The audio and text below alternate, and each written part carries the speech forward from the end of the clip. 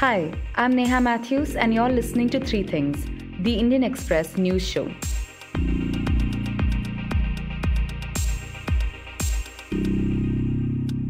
On October 31st, Indian Express's deputy editor, Seema Chishti, broke a very important story about how human rights activists, lawyers, and journalists in India had been targeted by spyware called Pegasus, developed by an Israeli group called NSO.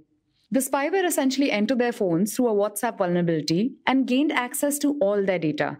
We have covered the hack thoroughly in our November 1st and November 4th episodes of Three Things, but there have been new developments. As more information emerged, opposition parties like the Congress accused the central government of snooping on these lawyers and activists.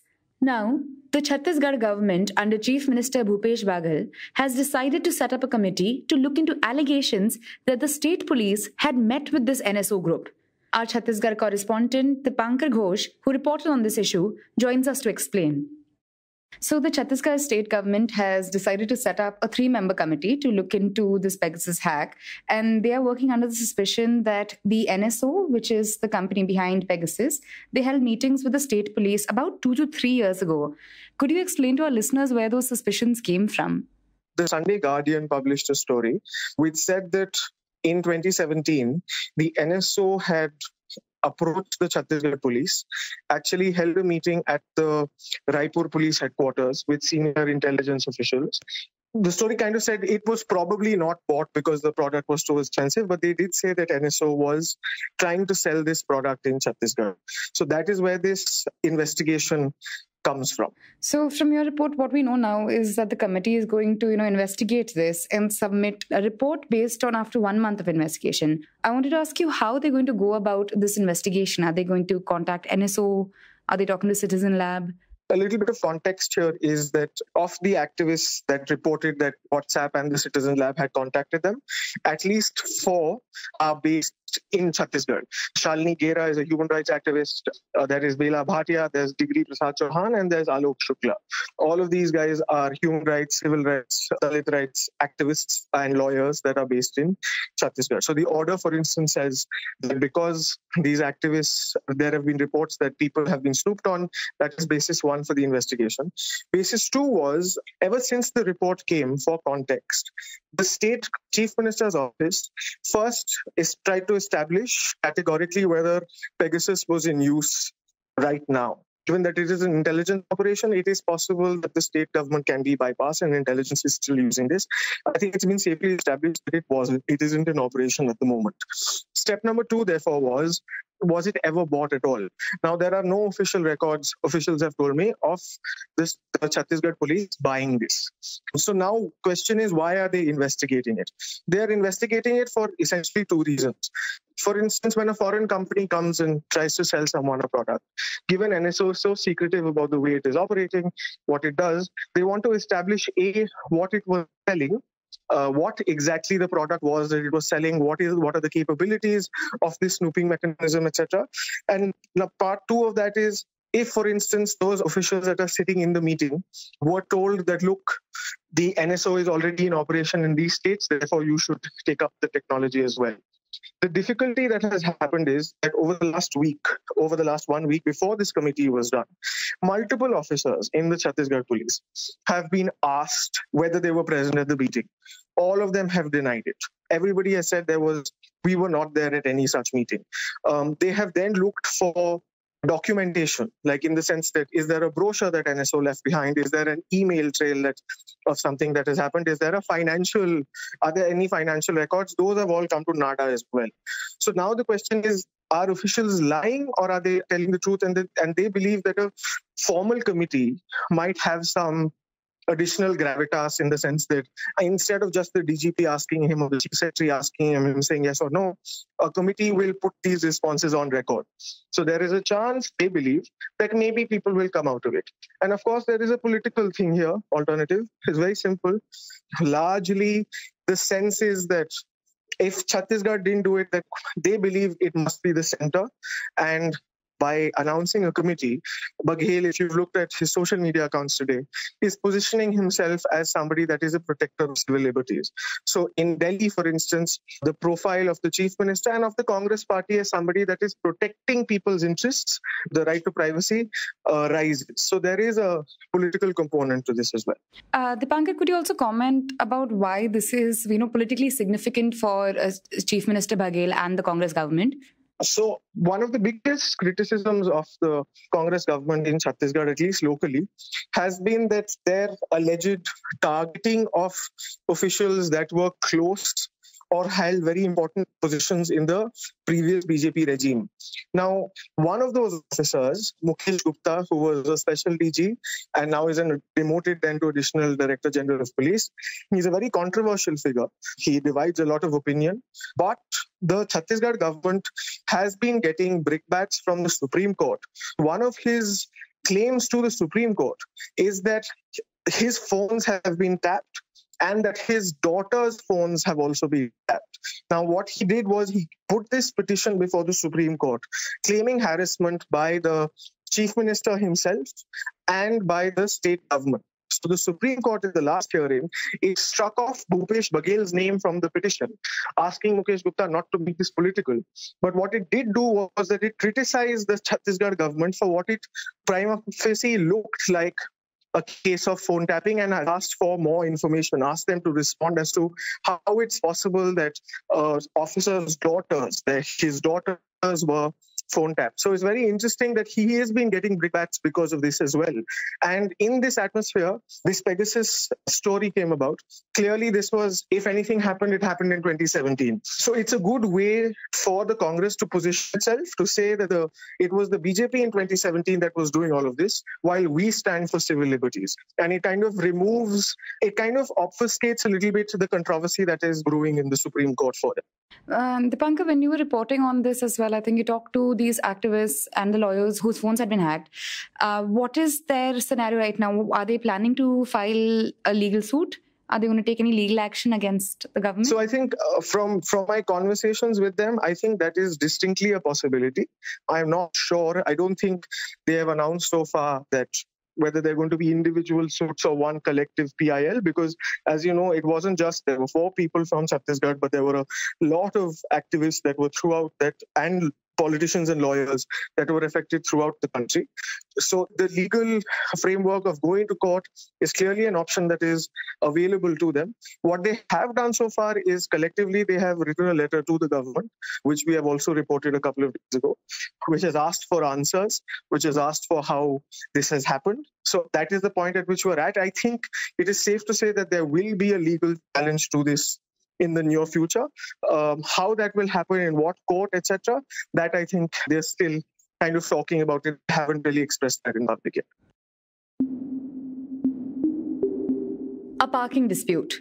That's all it took for a clash to break out between lawyers and policemen at Delhi's Tis Hazari court, leading to a week-long battle between the two groups. How is this conflict reflective of the strained relationship between law and law enforcement across the country? And what deeper discontent does it point to in the capital's police force? Soumya Lakhani, who had reported on the issue, joins us to unpack the Tis Hazari clashes. So Soumya, for about a week, last week, Delhi was experiencing this major clash between lawyers and between policemen. Can you tell our listeners how it all started? Yeah, so on Saturday, there was a petty parking row that escalated into a clash between the Delhi police and the lawyers. It was a parking row between a lawyer and a santri of the 3rd Battalion of the Delhi police. The lawyer had allegedly parked his car where jail vans are parked. Now, we must understand how the Tis Hazari court complex is first, right? The complex has a lockup where all your under trial prisoners who have to come to the court are kept inside that lockup. Now, for that lockup, because they're coming from jails, there's a separate parking area. Now, police alleges that the lawyer parked his car at a point where one of the jail vans is supposed to be parked. And that's what led to this standoff. And then soon it became into a clash. There were gunshots fired. There were allegations that one of the gunshots had also hit a lawyer and he was injured. There were at least 8 lawyers who were injured. There were 20 vehicles, including jail vans and police vehicles, that were torched and vandalized.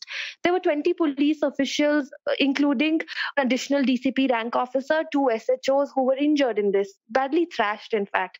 And over time, we've also seen at least 2 videos of DCP North, Monica Bhardwaj, also being manhandled and being chased out of the spot with, these lawyers. You can see it in the videos, the lawyers running behind her, one of them attempting to hit her, and then it hits somebody else. And she's, being provided cover by 2 of her police personnel. This was on Saturday. It all went on all Saturday. And then, just when we thought that, okay, now this may not happen again, Monday again, we see that one Delhi police constable gets roughed up and gets manhandled and slapped and assaulted by a group of lawyers outside Saket District Court. And so far, what we've understood is that it was an unprovoked attack. It was one of those, we just saw a cop passing, so let's thrash him. That's what it seems like so far. And, so for the last 1 week, Delhi has sort of been embroiled in this clash between police and lawyers. Soumya, I want to ask, this was a dispute over a parking space. So how did it become such a major deal with shots being fired, with a protest happening? Is there an underlying issue here between cops and lawyers, and this served as a boiling point? There has always been a bit of tension, and we must understand that to some degree, maybe infrastructure also has a role to play in this. It's about tight spaces. You have a Tis Hazari complex where there are lawyers and police who coexist, there are litigants, etc. Parking is a problem. Parking has been a dispute issue for a while. So, infrastructure maybe does have a little bit of a role to play. We also must remember that this happened on Saturday, and about 3 to 4 days later, there were supposed to be Tis Hazari elections, the lawyer advocate elections. And somewhere one can join the dots and see that the elections too had everybody really riled up. You're really at a boiling point with elections. So maybe that as well. How it escalated into a big clash is also because lawyers and police, there's some history there. There have been problems in the past, whether it was during IPS officer Kiran Bedi's time, or whether we talk about when Commissioner of Police was T.R. Kakkar. During his time as well, there was a standoff between lawyers and police. So there is some history there. I don't think this was something that happened immediately. I think there has been that it was something that was sort of, just boiling to a point. And so after this incident, we have the Delhi High Court steps in and they seek a judicial inquiry into the matter. Can you tell us what they find?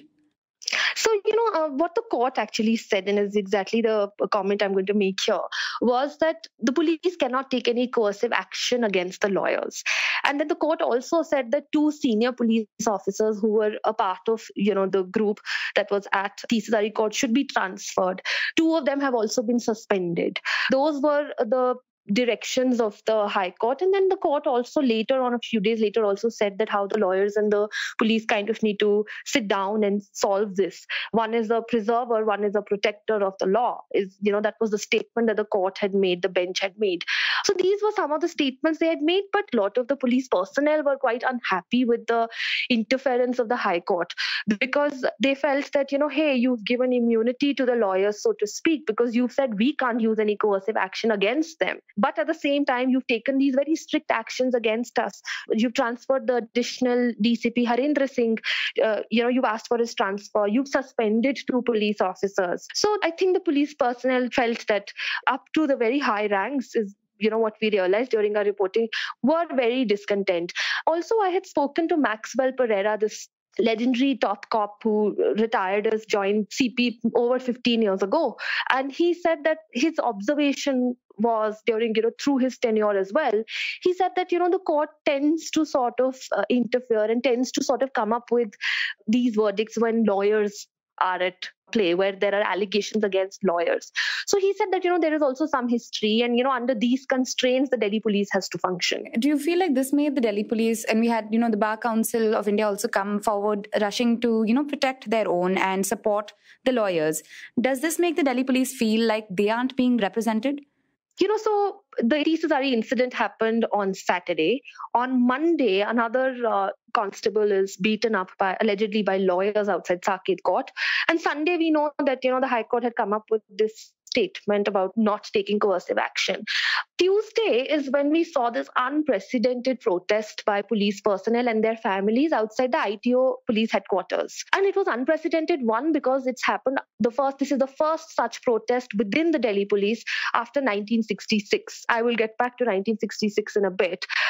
It was also unprecedented because the police personnel were protesting against the High Court direction, against the lawyer community, but also against their own leadership. There were slogans of Simon go back, Hamara CP kaisa ho, Kiran Bedi jaisa ho. You could tell there was a lot of discontentment, a lot of anger within the ranks themselves. And we spoke to a lot of police personnel, their families. We spoke to former commissioners of police, former top cops, current special CP, joint CP rank officers as well. And a lot of them said that the lawyer police standoff is a trigger. It is not the reason behind the protest. It's merely a trigger. For the last 5 to 6 years, we can say, there has been this growing discontentment where the police personnel feel that they don't get a fair chance, a fair hearing. If there is a case against them, quickly decisions are made, or they're suspended or transferred. Not enough time is given exploring and investigating cases against them. But when something like this happens, there is no strong statement that comes from the Delhi police top leadership, and they feel there's nobody fighting for them. Or when 20 of your police personnel are injured, they feel that, hey, our top leadership has not come and visited us. They haven't met us. They haven't inquired how we're doing.